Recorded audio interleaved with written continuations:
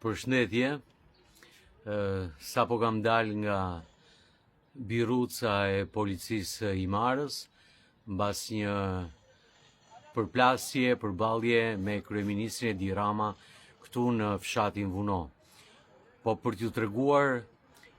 se si rodhen ngjarjet, po t'ju tregoj që mëngjesin e sotëm, që gjithë Vunoi u zgjua përsëri me gjoba, jo vetëm atje ku janë vënë tabelat, po edhe në gjithë zonën e fshatit nga hyrja ndale me gjoba makinash.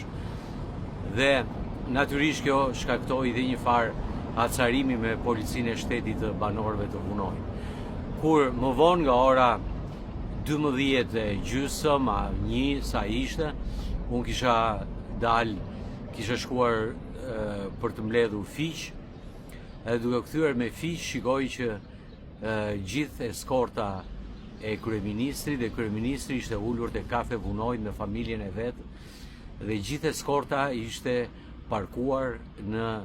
zonën ku ndaloi parkimi. Domethënë nga tabela e parkimit e tutje ishi vendosur makina e kryeministrit, eskorta dhe policia rinte aty. Atëherë nisa të bëja një video dhe t'i thosha policisë pse nuk gjobisni dhe kryeministrin, pse nuk gjobisni dhe këto makinat që janë këtu siç keni gjobitur para pak orësh këtu që gjobitët tërë Vunojin. Në atë moment kryeministri më thiri, më tha hajde këtu, afrova, natyrisht kisha dhe qeskën me fiq me vete, dhe më tha ulu, por i thash si do t'ja bëjmë ne këtu për parkimin, pse nuk bëni një parkim, pse ne duhet marrim gjoba, domethënë duhet të gjobiten banorët këtu të vendit, edhe ata pak turista që vinë këtu për të cilët gëzojnë, edhe i thash ky është shqetësimi, as përdora fjalë ofenduese, as përdora asnjë lloj toni apo që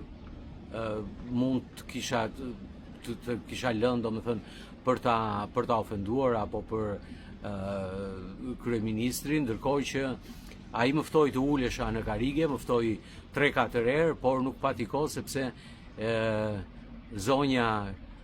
Linda Rama me një arrogancë dhe me një histerizëm u kthye që ta lija të qetë në një farë mënyre që nuk e prisja, nuk ishte e pa konceptueshme dhe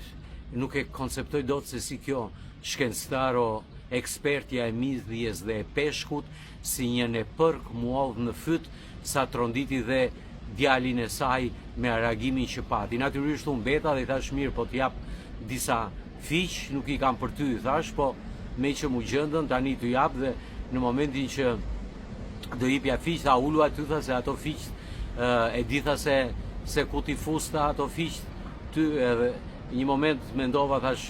shqyr sot kam mbledhur fiq që janë dhe të pjekur e të butë, se imagjinoni po t'kisha vajt kisha mbledh dardha, dhe në moment që